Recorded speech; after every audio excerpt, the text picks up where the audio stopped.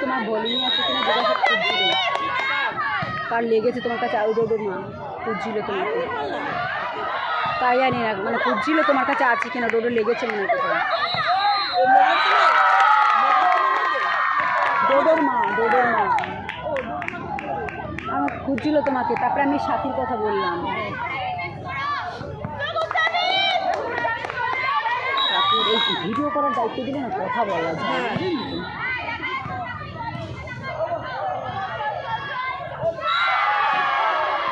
কবে পারমিশন ওদেরই আছে কথা।